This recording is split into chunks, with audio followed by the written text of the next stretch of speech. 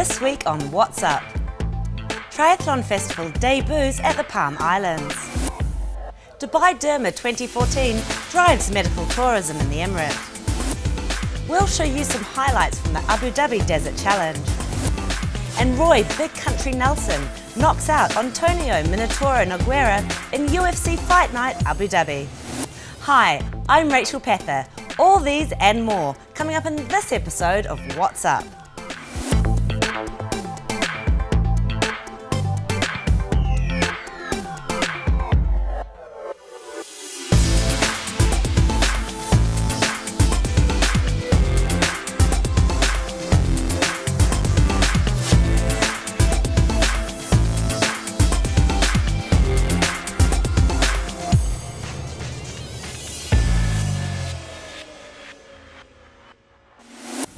The first time, the Atlantis Palm Islands in Dubai hosted a triathlon festival with this stunning resort providing a unique backdrop for the race. Around 700 competitors took part in this inaugural event, featuring multiple race categories for athletes. Individuals and teams were welcome to Olympic and sprint distance triathlons and aquathons. There was also a kids run, as well as an athletes village that made the event a fun weekend for the entire family.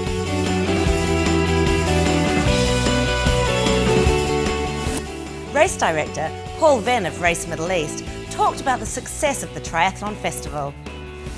Well, we wanted to put an event on here on the Palm because it's an iconic venue that was able to attract kids from 5 right the way up to adults, taking part in a range of sports to try and grow the sport of triathlon in the UAE and the region. And Atlantis were kind enough to let us use the venue. Akil helped us with the access to the Palm, the police and the Sports Council again cooperated. We had literally categories that made it very, very easy for people to enter and to take part. So if you wanted to do a team, for example, we had team races, so if all you wanted to do was run, you could do that. If you were a 5-year-old child, there was a fun run for the children. And there were aquathons and triathlons at different distances, so that it was literally the opportunity for people to race their first races. And it was interesting today, the number of people that were saying that it's their first ever race. And for a race organiser, that's a great feeling, knowing that your race is the one they do first.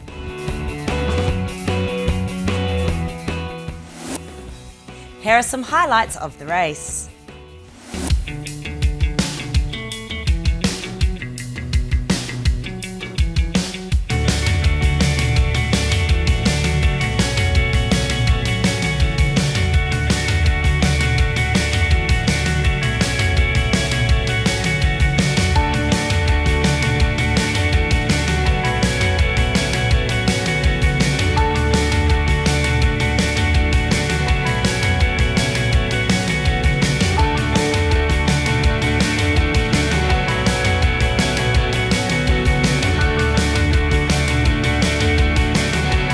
Yeah, it was a good race. It was hard. It was very windy today, and on the run it was quite hot and windy as well, so pleased with the performance. Yeah, it was a great first experience. I really enjoyed it. It was getting a bit hot towards the end, but we finished quite early, so the swim was really nice. You could see the bottom, so that was always good. And then the cycle around the Palm, that was just brilliant, the views and everything.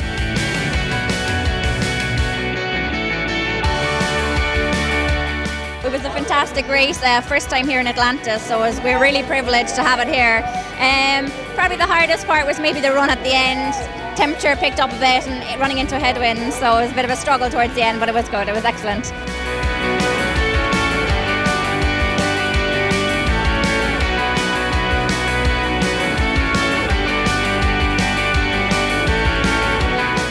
This is like my 11th running race. I've done loads of running races and I really like running.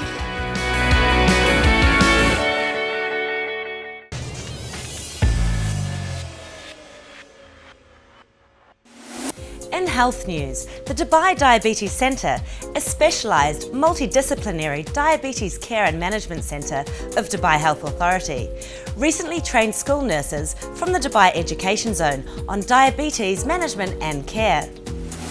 The initiative took place at Al Baraha Hospital, with more than 100 nurses taking part in the training program. According to Dr. M. Hamid Faruqi, Director of the Dubai Diabetes Centre, school nurses play a vital role in coordinating and providing diabetes care at school. He added that they have provided training for these nurses so that they will be able to understand the disease, its complications, and most importantly, learn about ways to manage the condition, especially during emergency situations.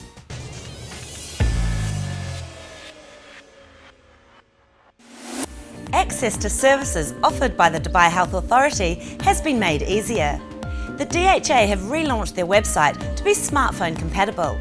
This will allow you to book appointments, check vaccination schedules, synchronise vaccination calendars for your children, and book medical fitness test packages with the use of a mobile device browser. Previously, this was only possible by using either a desktop computer or by downloading DHA's free mobile app. His Excellency Engineer Esser Al-Maidor, Director General of the DHA, confirmed that the new website will work just as well on mobile devices as it does on computers, and the website supports touch technology. He added that a host of services will be added to further enhance user experience.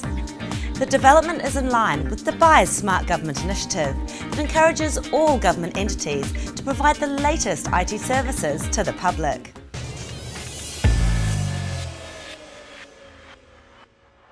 The 14th edition of the Middle East pioneer dermatology event, Dubai Derma, attracted more than 8,000 visitors during its 3-day run. This year's show featured companies from 83 countries presenting the best practices in dermatology science and the latest technology in skincare. Nada Saida from the organising committee gave us a background about Dubai Derma. Dubai Derma is the first and largest dermatology event in the Middle East. So it's all about beauty, skincare and dermatology. You can find here at the exhibition area we have more than 350 companies from the Middle East and the world joining together to present their latest products, their latest innovations in this field and this industry. We have also the conference which come along with the exhibition. This year we have more than 100 speakers coming also to share their expertise and give their latest knowledge about this field from 83 countries. So this is in brief about Dubai Derma. This year is the 14th year that we organize this big event in Dubai. Nada added that events such as Dubai Derma help the Emirates initiative in promoting medical tourism. Dubai is promoting the medical tourism and they're working hard towards this direction. Such events like Dubai Derma, they help promoting this cause and they help attracting a lot of let's say dermatologists and clinics and all of those people to come to Dubai, see what we have and what other companies have. Maybe they can learn from each other, promote for their machines or products and all of that. The event succeeded in attracting, as you can see, all of those international companies to gather them under one roof in Dubai. And of course, Dubai is the main attraction, let's say. That's the benefit for Dubai Derma. To have this large event in this city is an advantage as well. So everybody would like to come to visit Dubai, at the same time do some business and promote their products.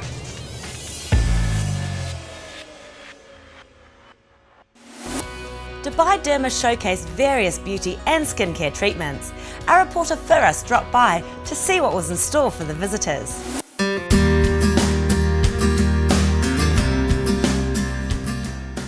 Hi, I am Firas. I am in Dubai Derma. Let's find out what people do in the name of beauty.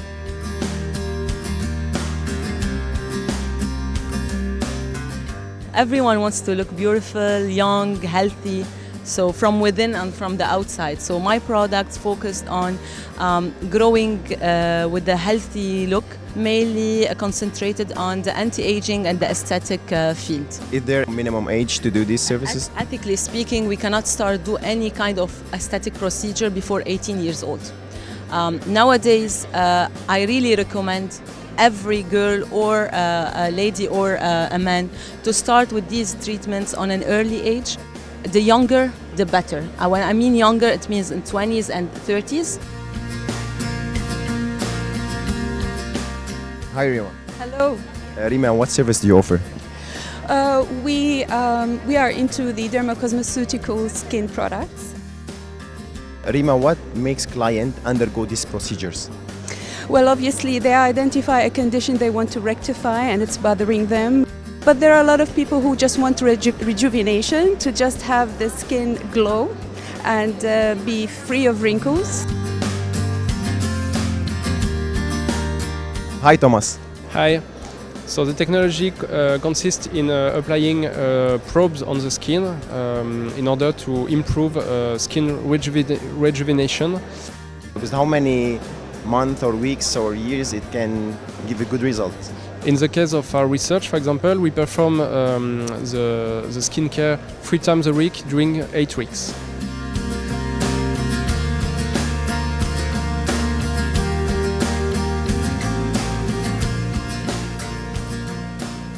And finally, after seeing all these treatments, I won't go without doing my facial.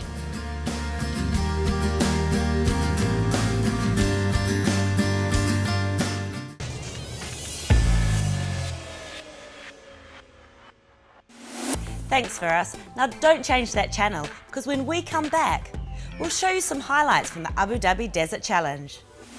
Ali Mokdad finds out how MMA fighters vary their diets before a fight.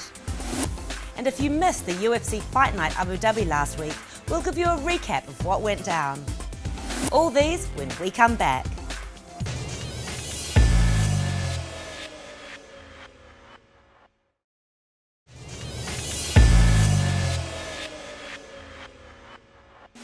The Abu Dhabi Desert Challenge took place last week in Yas Island. Now in its 24th year, the Middle East's first World Championship motorsport event saw 108 drivers and riders from 32 countries participate in the cars, bikes and quad categories. The Desert Challenge was the season opening round for the FIM World Championship and round 3 of the FIA World Cup. Dr. Mohammed bin Sulayem, President of the Automobile and Touring Club of the UAE and FIA Vice President, talked about their preparation for the event. It's beautiful. It's in the best place which we create. It's an icon place, which is the Yas Marina Circuit. It is in the middle of the Abu Dhabi.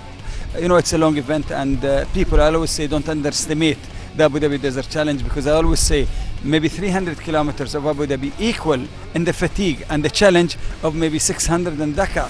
The race was set to push participants to their physical and mental limits over some of the toughest yet most dramatic scenery the world has to offer. The Abu Dhabi stages offered wave after wave of demanding terrain, which made it important for riders to really focus on their game. We are under very extreme conditions, so we have to keep focus during all the race.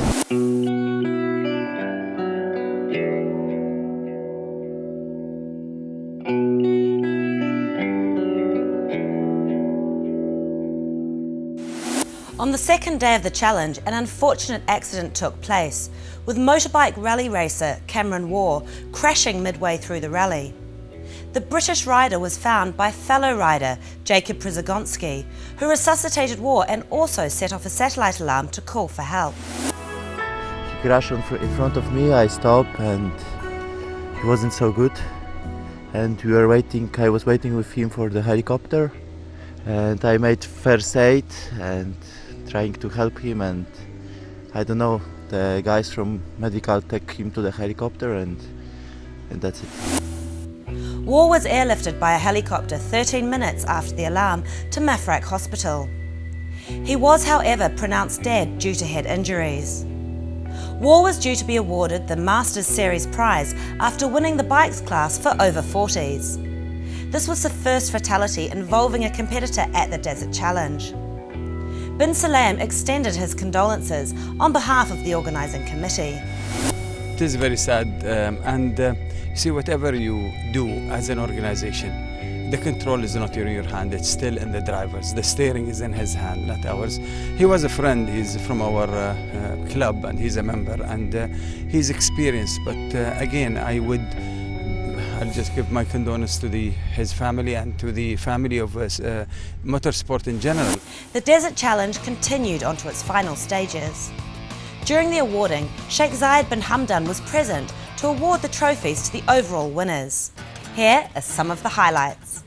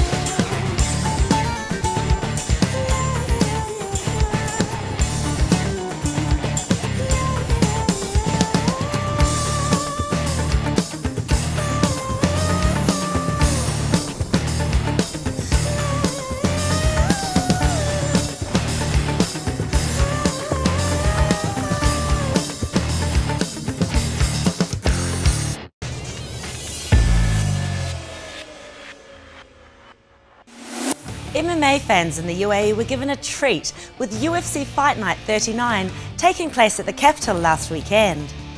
The much-awaited bout between Roy Big Country Nelson and Antonio Minotauro Nogueira concluded with a round 1 knockout victory for Big Country. But before the big night, Physique TV checked out some of the events leading up to the fight.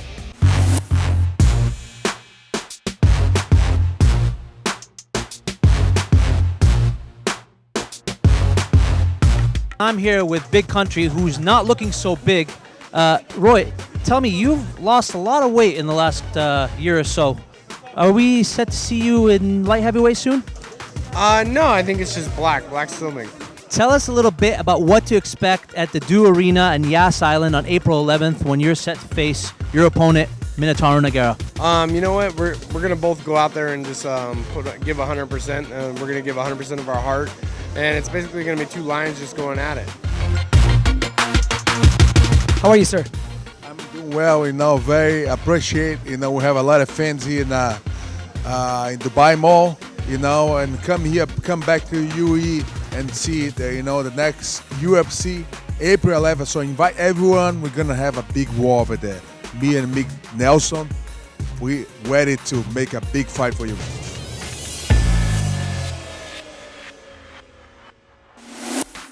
Ali attended the open workout event 3 days before UFC Fight Night 39 to check on the other fighters and also to find out more about their diet and training routine.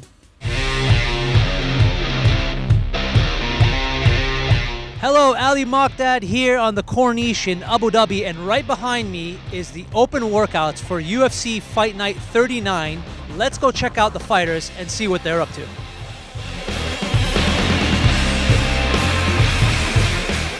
Let's move on and talk about your training leading up to this fight. Are you always active throughout the year, or do you change your training and your diet? What's that like for you? Diet I change, but my training is the same all the time. After I like to eat. My mother makes really good food, so I'm not gonna say no to her food. The rice, just that's the Middle Eastern in you. Middle Eastern in me, exactly. All right, let's talk a little bit about your diet leading up to this fight. Are you training all year round, and are you working on your diet, or is it just something that you adjust when you sign that contract? I train all year round. I have a good diet. I don't get too fat, man. I try to stay kind of lean as much as possible. I'm naturally a big guy. I was fighting at 185 and I went back to 170. But, because of that, I have to have a good, clean diet, and the diet's been doing good. I don't get too heavy no more like I used to, and now because of that, I can make weight easily than I did before. Let's talk a little bit about your diet. Is it something that you change once you sign the contract, or are you constantly looking at your diet and your training schedule? When I get out to camp is when I start my diet, and it's very regimented. It's George Lockhart Fitness VT diet, and it's dialed in down to the walnut, down to the piece of fruit, down to the whatever the heck I gotta eat, a piece of tilapia. So it's very regimented. It's not what I'm used to, being at 155. Lightweight for so long, but it's a life-changing, and it makes you more of a professional.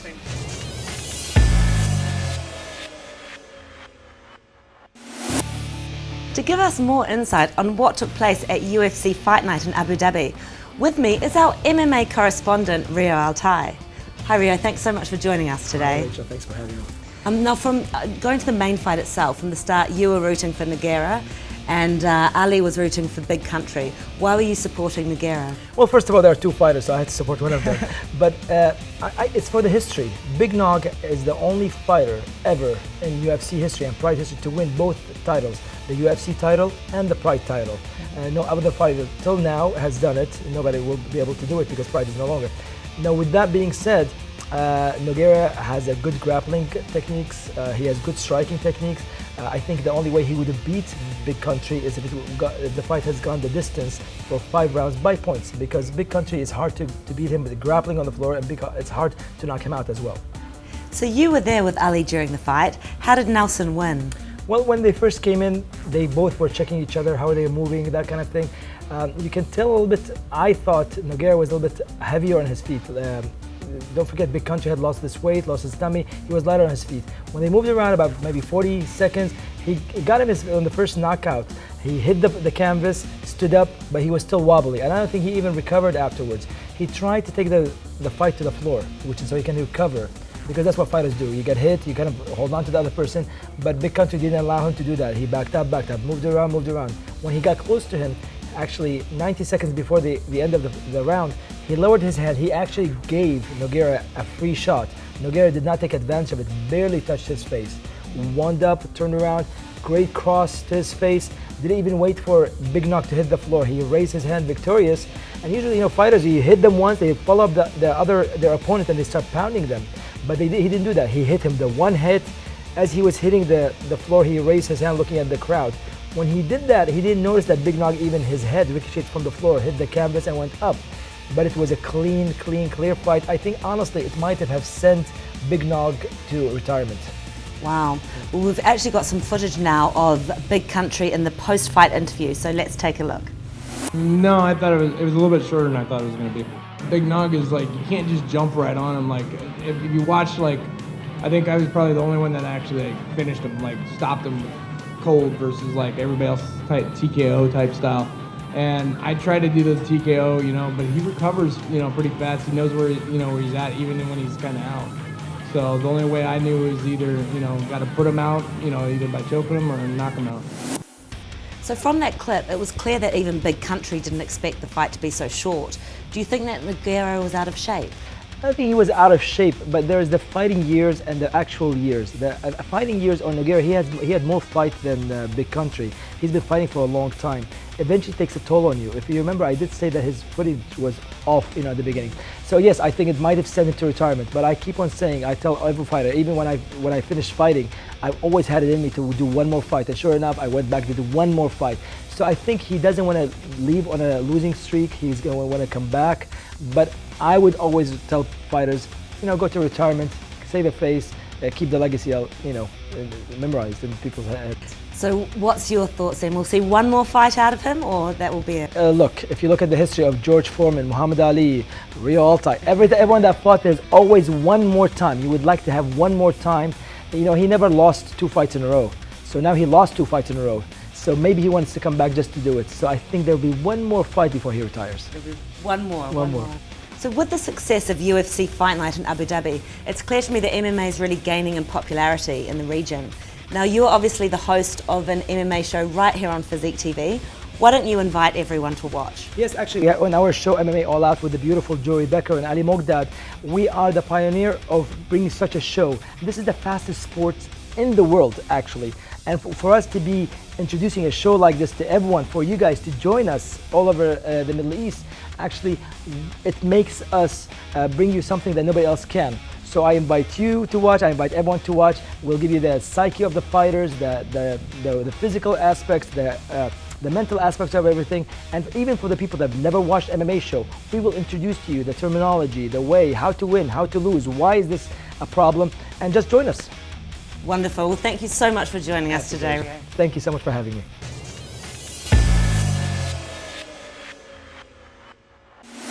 Again, here are the top stories this week. Triathlon Festival debuts at the Palm Islands. Dubai Derma 2014 drives medical tourism in the Emirate. We showed you highlights of the Abu Dhabi Desert Challenge. And Roy Big Country Nelson knocks out Antonio Minotauro Nogueira in UFC Fight Night Abu Dhabi. That's all for this episode. If you want to connect with us, you can visit our website or follow us on our social media pages. I'm Rachel Pather. See you next time.